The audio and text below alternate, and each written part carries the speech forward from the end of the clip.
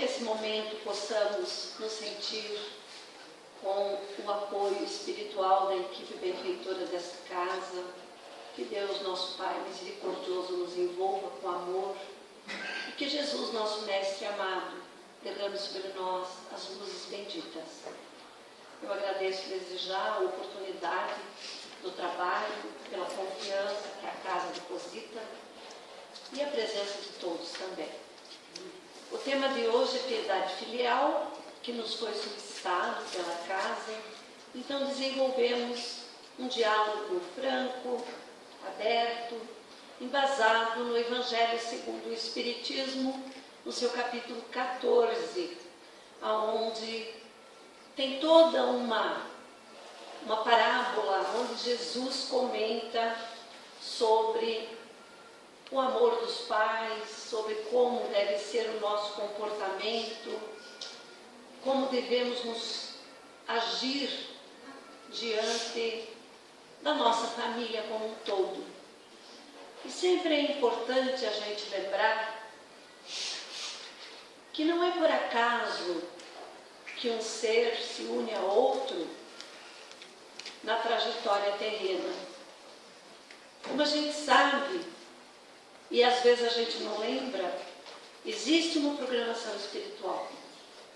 Nessa programação espiritual, muitas vezes nós nos esquecemos de que houve um comprometimento com aquele ser que vai ser naquela vida o meu cônjuge, o meu companheiro, a minha companheira, de um período relativamente curto comparado à eternidade, mas um período interessante, porque nos traz todo um conhecimento, um aprendizado, uma reeducação. Acredito que alguns ou todos já tenham se deparado com o livro Nosso Lar, que é uma obra primeira que Francisco Cândido Xavier nos traz, narrado pelo espírito de André Luiz. Ali nós vamos encontrar uma informação importante, aonde André Luiz pede constantemente que gostaria muito de visitar, de se encontrar com a sua mãe, que havia desencarnado antes dele. E depois de muita insistência, lhe é dada permissão de receber a visita da mãe, a qual ele a princípio não vê, mas em seguida eles se identificam e dialogam. E após um período em que ela lhe visita, porque segundo informações dos espíritos, ele se encontrava na colônia espiritual Nosso Lar, que existe no mundo espiritual, ainda dentro da psicosfera do umbral, sobre a cidade do Rio de Janeiro. Então todos que desencarnam naquela região vão para o Nosso Lar quando tem merecimento. E como André Luiz era do Rio de Janeiro, ele se encontra então em Nosso Lar, depois de 8 anos vagando pelo umbral grosso, sob grande sofrimento. Então, quando a mãe lhe visita algumas vezes, chega um momento em que ela diz: meu filho, hoje eu vim me despedir. E então ele diz: mas por quê? Porque eu estou reencarnando. E ele diz: mas como? Você é um espírito já num estágio maior que o meu. Você já não está na nossa colônia, Nosso Lar. Porque realmente a mãe de André Luiz se encontrava numa colônia já em outras dimensões espirituais. Algo assim mais elevado do que o próprio Nosso Lar. E ela teve que descer muito para visitar André Luiz na colônia Nosso Lar.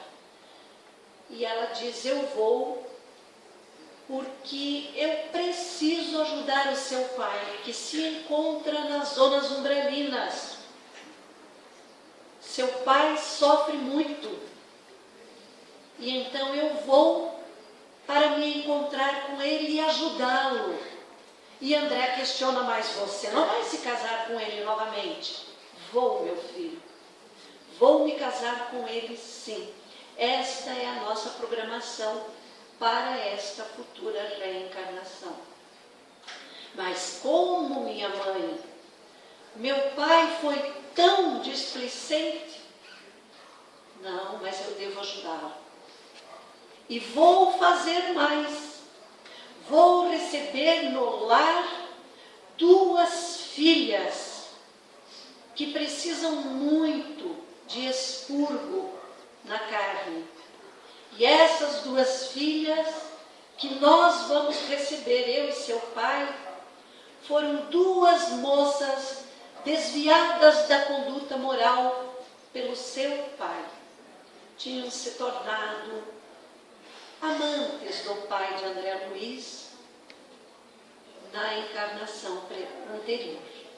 Então vejam, nos faz parar para refletir o quanto a espiritualidade, através do Ministério de Reencarnação, trabalha para fazer com que os seres endividados ou querendo se ajudar reencarnem no momento oportuno, se encontrem, se unam e recebam os filhos necessários à reeducação de todos.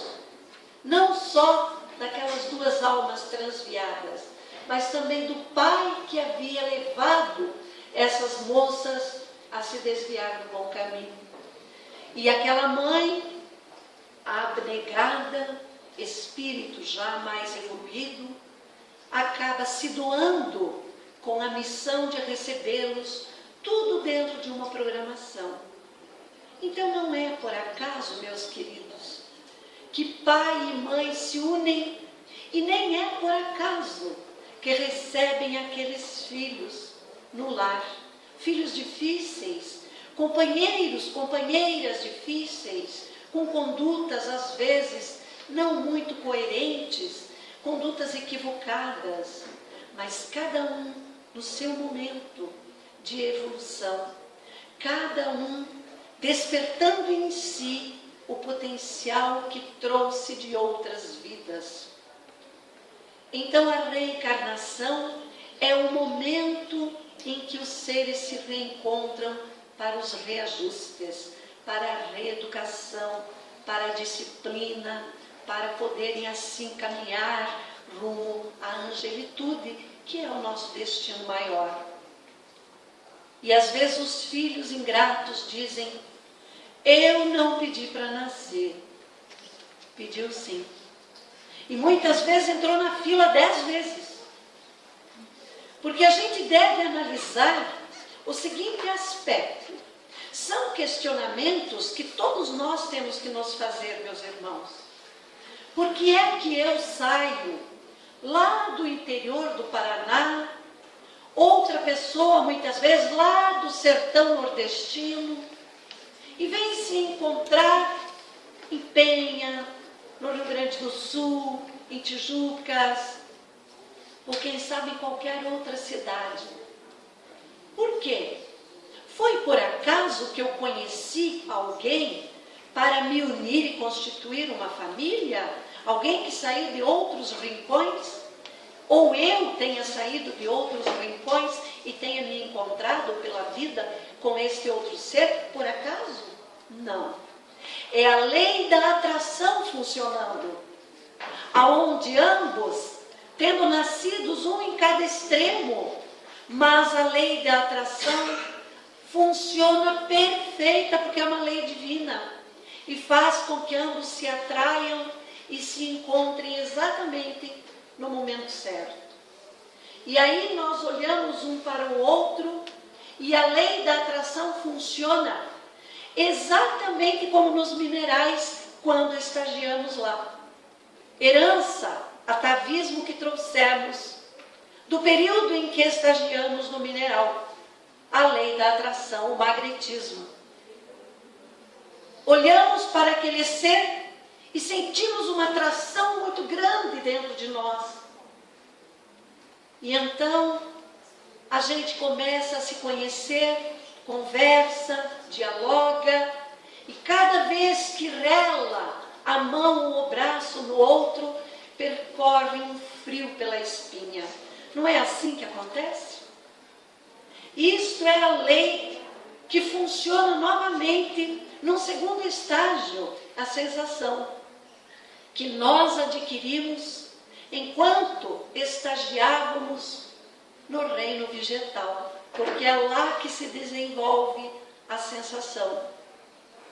Aí continua aquele namorico de olhar, de encostar o bracinho, de arrepiar, e de repente explode dentro da gente um instinto natural da atração sexual. Esse instinto nós adquirimos enquanto estagiamos no reino animal. Funciona ainda em nós. E agora, já tendo sentido a lei da atração, a sensação e o instinto, agora vamos desenvolver o amor. Porque é o momento em que nós nos encontramos. É o momento do horizonte espiritual em que a humanidade está despertando os sentimentos. Será que nós já acordamos para a grandiosidade deste momento em que estamos desenvolvendo o amor? O amor que Jesus, quando aqui esteve, há um pouco mais de 2000 anos, plantou no seio da humanidade a doação, a renúncia, a abnegação, o amor. Então, meus irmãos, não nos esqueçamos mais que quando há união de dois seres para a constituição de uma sociedade familiar, aquele núcleo já foi planejado na espiritualidade. E a lei divina funcionou conosco e nos atraiu. E nós ali estamos juntos para uma caminhada rumo ao resgate dos nossos débitos. Então, honrar teu pai, honrar tua mãe, esta piedade filial, este respeito mútuo é fundamental para que haja o cumprimento de todas as leis divinas. Vamos encontrar lá na lei mosaica, num dos 10 mandamentos, que diz assim: honrai a vosso pai e a vossa mãe, a fim de viverdes longo tempo na terra em que o Senhor vosso Deus vos dará. Isso é muito importante observarmos. Desde a época de Moisés, há 1250 anos antes de Cristo, já ele nos advertia desta grande verdade, deste grande cumprimento de uma lei divina, que a gente precisa despertar. E isso não tem só a ver com os filhos em relação aos pais, mas também com nós em relação aos nossos pais. Aqueles que nos deram a vida, que nos deram a luz, que muitas vezes a gente esquece, porque o pai está velho, porque a mãe está difícil de se lidar, porque desenvolveu Alzheimer, porque está com senilidade mental, porque tem dificuldades de locomoção, porque está na fralda, e a gente recusa ajuda, não quer. A gente precisa aprender que tudo que eles fizeram pelos filhos, agora nos cabe dar a eles um pouquinho daquilo que eles nos deram, com amor, com dignidade, porque se não formos capazes de amar e de aceitar aquele pai e aquela mãe difícil, nos diz Divaldo Pereira Franco, você pode sim renunciar. Você tem, vamos dizer assim, a obrigação até de renunciar. Porque se você for adquirir mais débitos, diante daquele pai enfermo, daquela mãe difícil, melhor que escolha um lugar decente, pague e dê àquela pessoa uma condição de vida com dignidade. Mas não esquecer de ir visitar, não esquecer de dar atenção, não esquecer de levar os netos para ver os avós, não esquecer de no domingo ir almoçar, trazer para sua casa um ou outro dia, fazer um passeio, tomar um sorvete, fazer um carinho.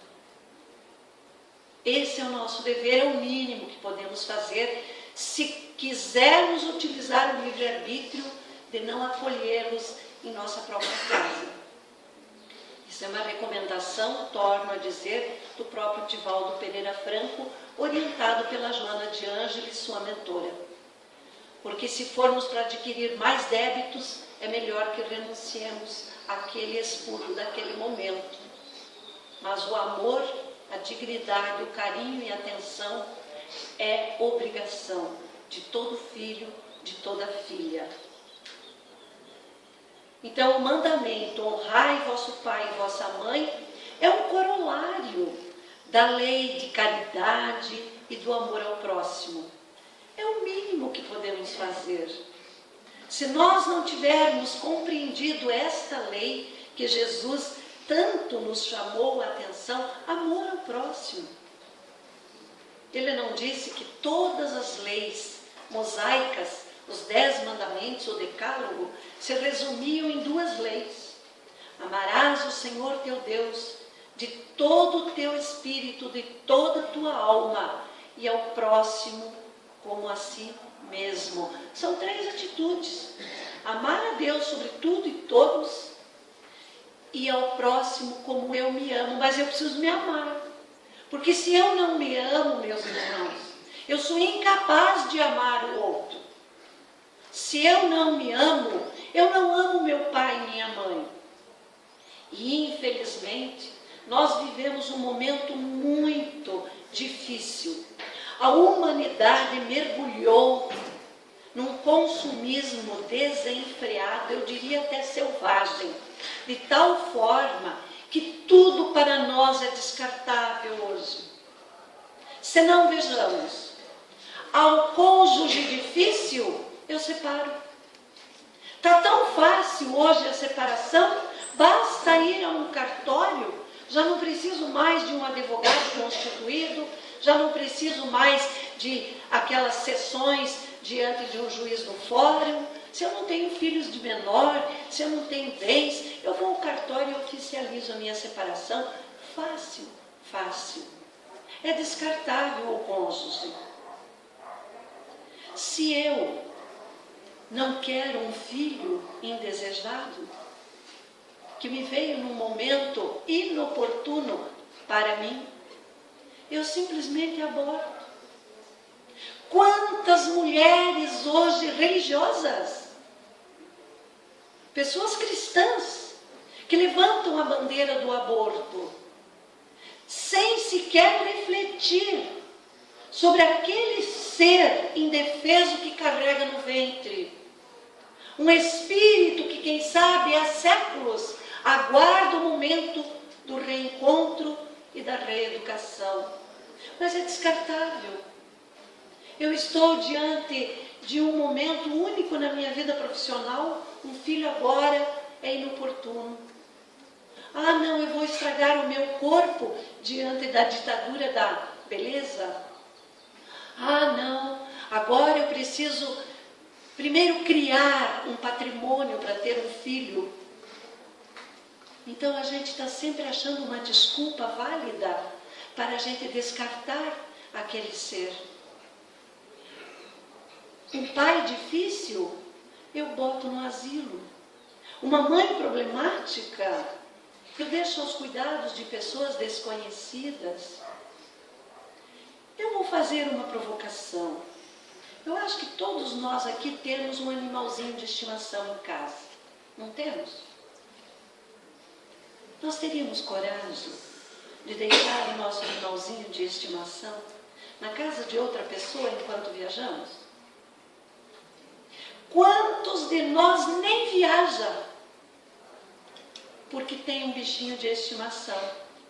Quantos de nós deixa num canil pago, num valor que às vezes nem tem possibilidade para ficar bem cuidadinho por 2 ou 3 dias e sai com o coração partido e volta chorando, correndo, às vezes até antes do tempo. Mas um pai e uma mãe nós descartamos com muita facilidade.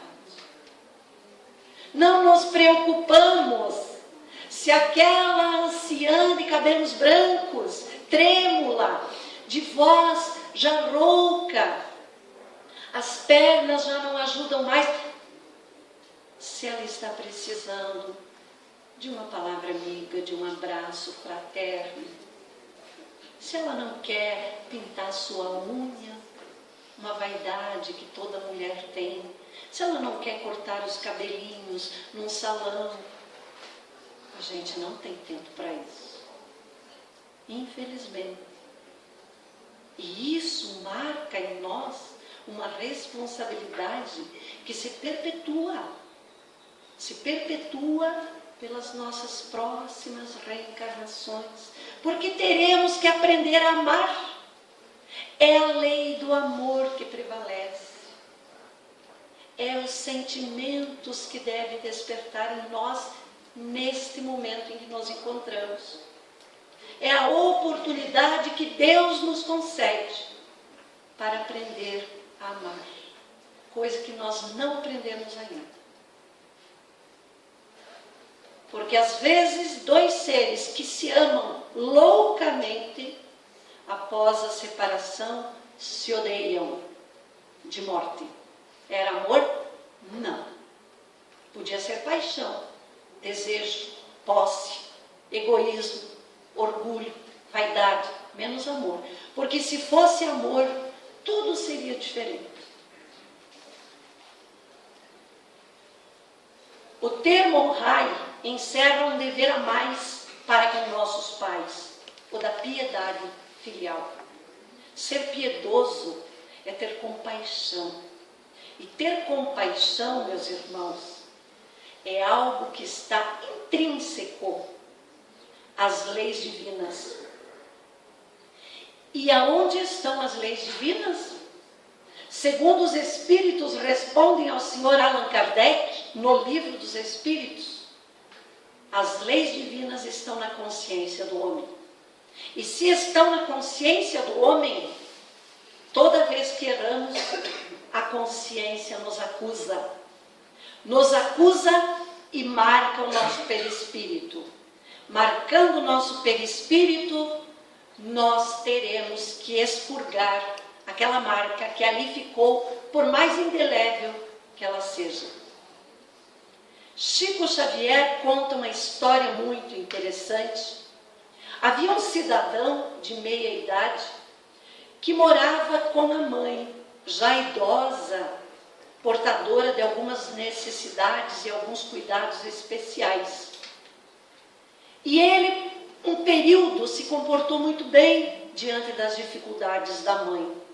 Mas, de repente, ele passou a não tolerar mais a limitação de uma vida mais livre, a limitação de ir e vir, alguns problemas no dia a dia junto às dificuldades dela.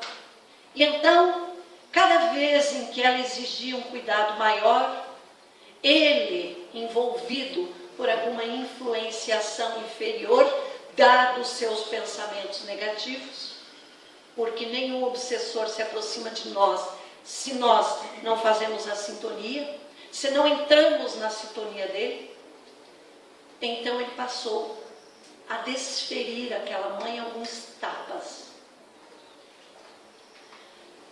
Algum período se passou e a mãe desencarnou. E aquilo pesou na sua consciência de espírito imortal, porque a lei divina está na consciência.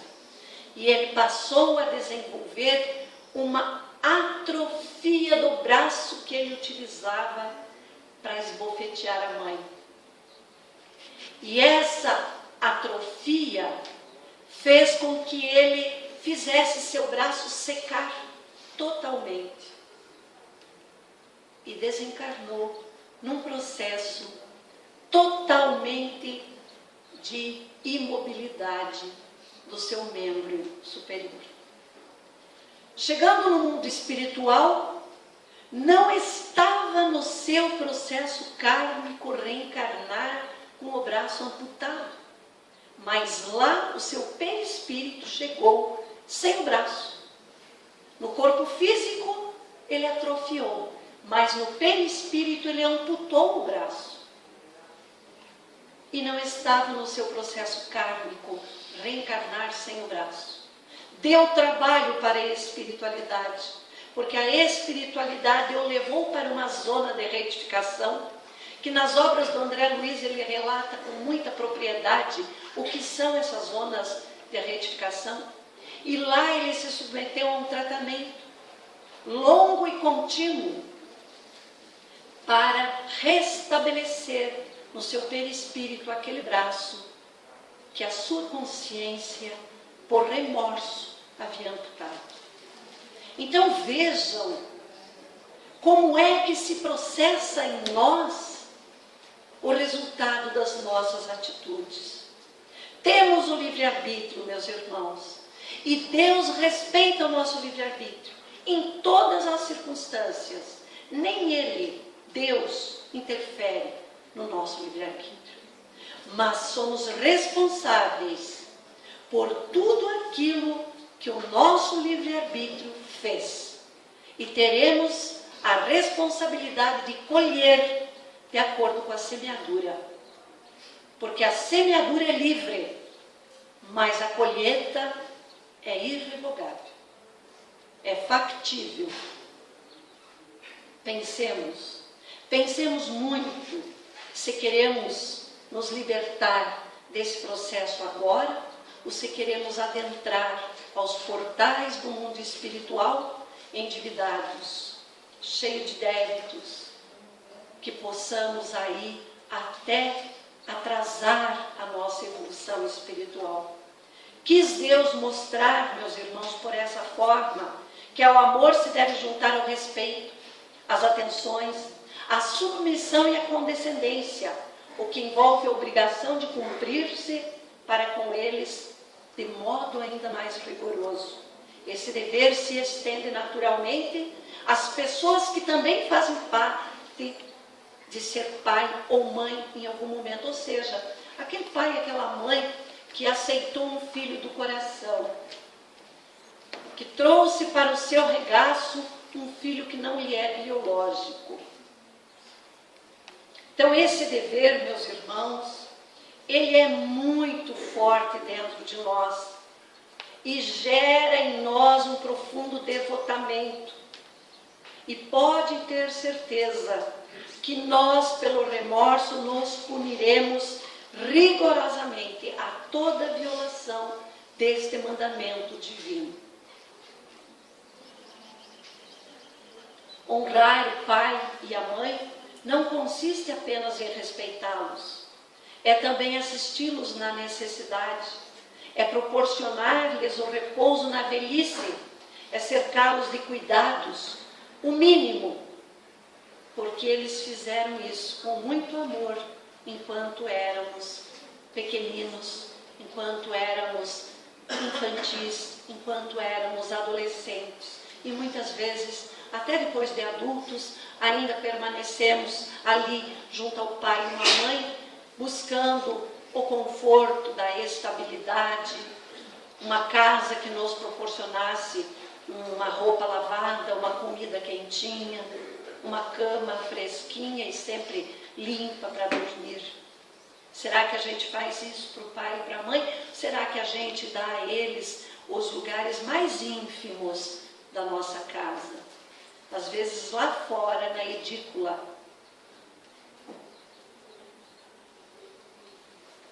Sobretudo com os pais sem recursos, é que nós devemos demonstrar a nossa verdadeira piedade filial. Às vezes no momento em que aqueles pais se encontram doentes, com parcos recursos para sobreviver, como é que nós nos comportamos diante disso?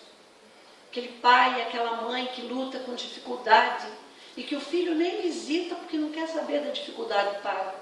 Quem é que liga para o pai e a mãe? Mãe, você tem dinheiro para comprar teu remédio esse mês? Você quer um sorvete? Quer que eu leve um chocolate? Está precisando de alguma coisa? Tem vontade de comprar alguma coisa diferente? Será que a gente já parou para pensar nisso?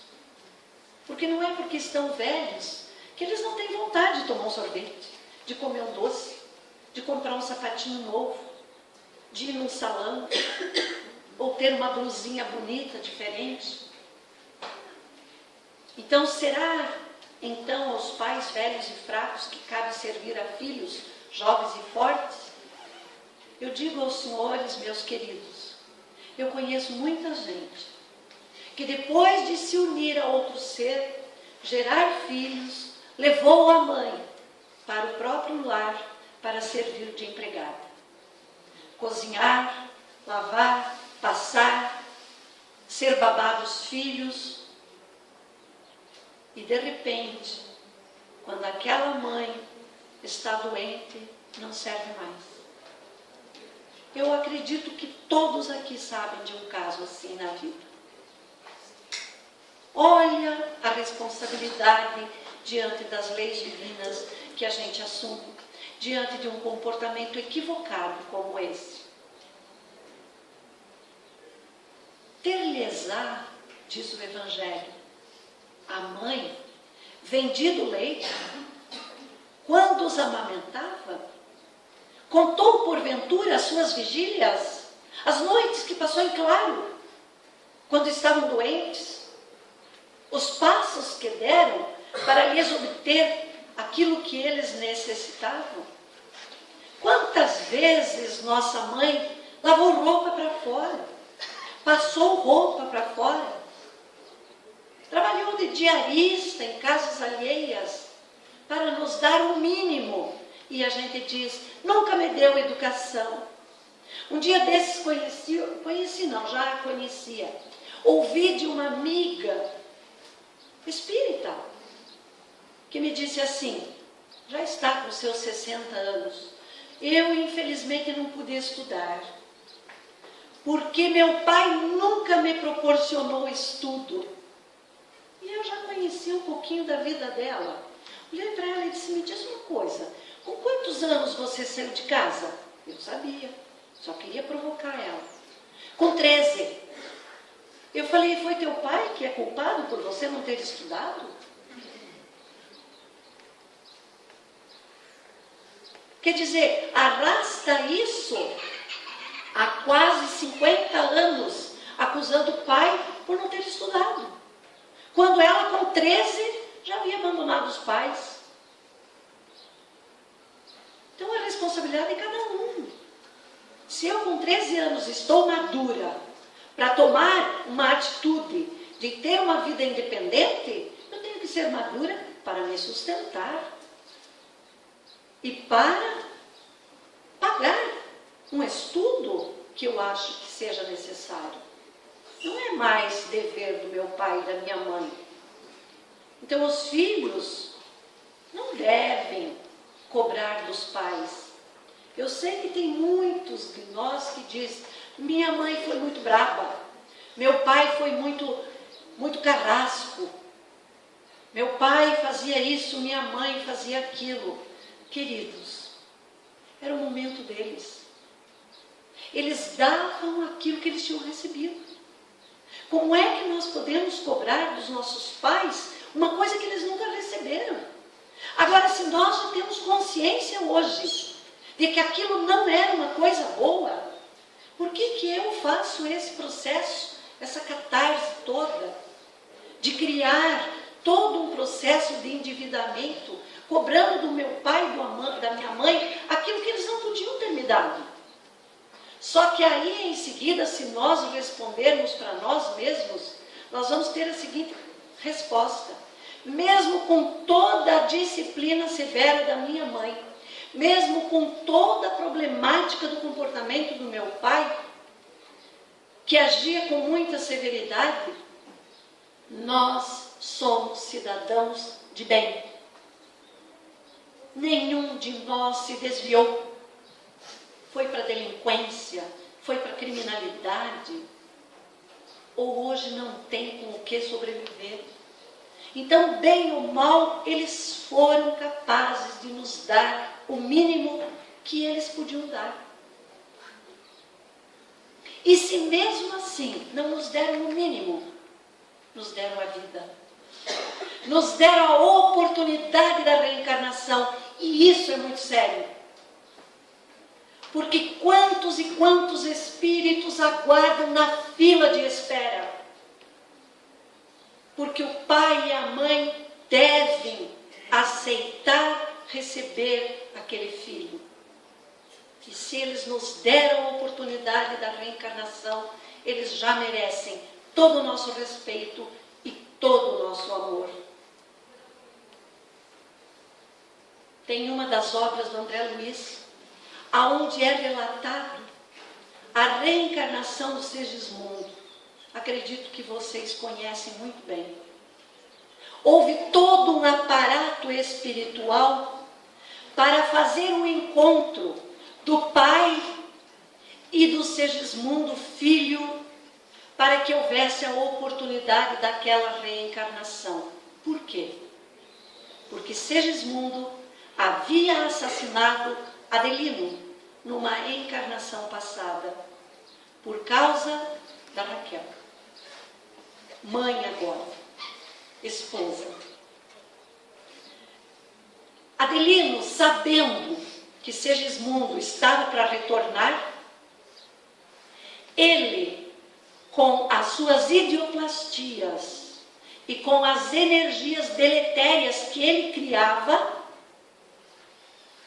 ele condenava o Segismundo ao aborto ainda na bolsa seminal. Ele anulava o espermatozoide compatível com a genética do Segismundo. Isso André Luiz nos relata. Então veja, quando um pai e uma mãe deixam um filho nascer, já é todo merecedor da nossa gratidão e do nosso devotamento. Os filhos não devem a seus pais pobres só o estritamente necessário. Eles devem também, na medida que puderem, os pequenos nadas supérfluos, as solicitudes, os cuidados amáveis, que são apenas o juro daquilo que receberam, o pagamento de uma dívida sagrada nos tribunais divinos. Unicamente esta é a piedade filial que agrada a Deus. Que reflitamos sobre isso, meus irmãos. Ai, pois, daquele que olvida, que esquece o que deve àqueles que os amparavam em sua fraqueza, que com a vida material lhe deram a vida moral, que muitas vezes se impuseram duras privações para lhes garantir o bem-estar. Porque um filho dá trabalho. Um filho dá muito trabalho. Certos pais é certo que descuram dos seus deveres e não são para os filhos o que deveriam ser, mas a Deus é que compete puni-los e nunca aos filhos. Aquele que errou na educação de um filho vai acertar as contas com Deus, com a própria consciência. Não é conosco. Nós não temos a obrigação de cobrar nada dos nossos pais. Certas palavras parecem estranhas na boca de Jesus por contrastarem com a sua bondade e a sua inalterável benevolência para com todos. Quando Jesus diz, quem é minha mãe, quem são meus irmãos, naquela sublime passagem em que Jesus estava pregando na sinagoga. As sinagogas daquela época, elas eram abertas a todo aquele que tinha o dom do verbo, todo aquele que tinha o dom da fala.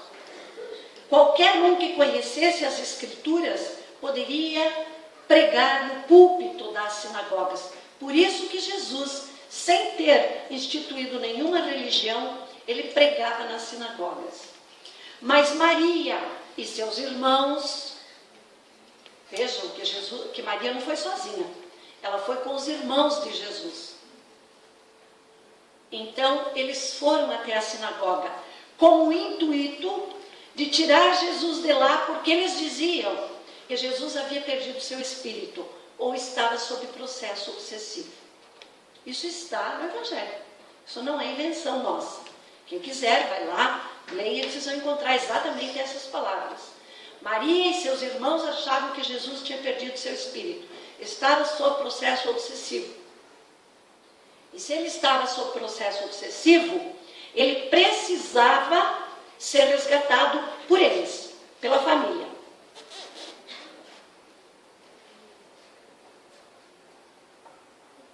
Jesus, como antevia tudo o que ia acontecer no espírito de escola, quando os discípulos lhe dizem, ó mestre, está aí fora tua mãe e teus irmãos, e querem que você vá embora com eles. E ele olha para aquele público que ouvia e diz, quem é meu pai, quem é minha mãe, quem são meus irmãos? Senão aquele que ouve as palavras do meu pai. Queria ele não desprezar sua mãe e seus irmãos. Queria ele dar um ensino naquele momento para aquele povo e que se perpetuasse para a humanidade, como aconteceu. Estamos até hoje, há mais de 2000 anos, aprendendo ainda esta lição de amor que Jesus nos ensinou. Então, que a gente possa refletir que muitas vezes os laços que nos unem não são só laços físicos de consanguinidade, e sim laços espirituais. Os laços espirituais que tivermos estreitado nesta vida se perpetuam para sempre, para a eternidade.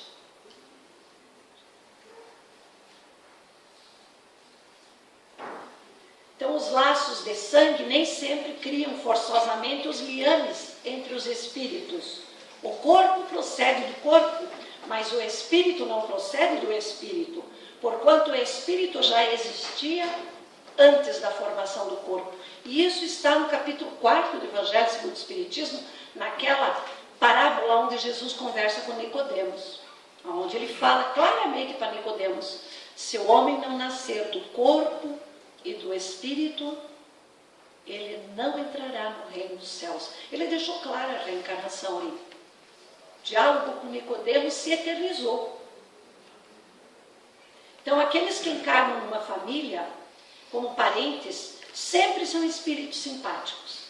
Então, não é por acaso que a gente traz também um tio, uma tia, um primo, uma prima, às vezes difícil, mas aquele núcleo familiar, por menor ou maior que seja, são espíritos que têm ligações de outras vidas, débitos e compromissos e reajustes e necessidade de estarem juntos. Vou adiantar um pouquinho por causa do nosso horário. Então, parentela corporal, meus irmãos, e parentela espiritual. Há duas espécies de família, as dos laços espirituais e a dos laços corporais. As dos laços espirituais se fortalecem pela purificação e se perpetuam no mundo dos espíritos através de várias migrações da alma. Vai se fortalecendo na medida em que vamos reencarnando. Mas as dos laços corporais são frágeis. Como a matéria que nós temos, esse corpo tão sensível e tão que se degrada com tanta facilidade. 2 dias após a morte já está se decompondo. No 3º dia os vermes já comeram quase tudo. Uma semana depois só resta churume e alguns pedaços de ossos, para depois até isso sumir. Então se extinguem com o tempo e muitas vezes se dissolvem moralmente já na existência atual. Quantas vezes a gente diz, eu não sou dessa família, eu me sinto um peixe fora desse aquário, eu não faço parte dessa família. A gente se sente assim. Mesmo assim, devemos obrigação moral de respeitar, de querer bem, de ajudar. Porém, A gente não pode ir contra a nossa essência. Se você não se sente estritamente ligado com laços espirituais, possivelmente se rompam estes laços ainda aqui na vida presente. E lá no mundo espiritual, você não vai encontrá-los possivelmente. Só depois de muitas e muitas encarnações, onde a gente aprendeu a amar a todos. Porque Deus nos quer como uma única família universal. O propósito dele é esse. Por isso nos dá as reencarnações, para que a gente desenvolva a lei do amor. E que essa lei do amor se estenda ao próximo mais distante, a ponto de um dia nos amarmos a todos. Da mesma forma que esse Pai, Criador de tudo e todos, nos ama. Da mesma forma como Jesus, o seu Filho, que aqui encarnou uma única vez para nos trazer a lei do amor, nos ensinou: amai-vos como eu vos amei. Esta foi uma das últimas palavras de Jesus. Meus discípulos serão reconhecidos por muitos se amarem. Meus irmãos, que esta mensagem de hoje possa reverberar em nossos corações e que possamos amadurecer em nós o senso da vida espiritual e possamos amar mais os nossos pais, respeitá-los nas suas necessidades e dar a eles uma vida digna, uma vida amorosa, uma vida confortável, que é o mínimo que podemos fazer por eles. Eu agradeço muito a atenção, muito obrigada, que Jesus ampare a todos e ilumine o caminho de cada um. Obrigada pela casa, obrigada a todos pela presença. Uma boa noite.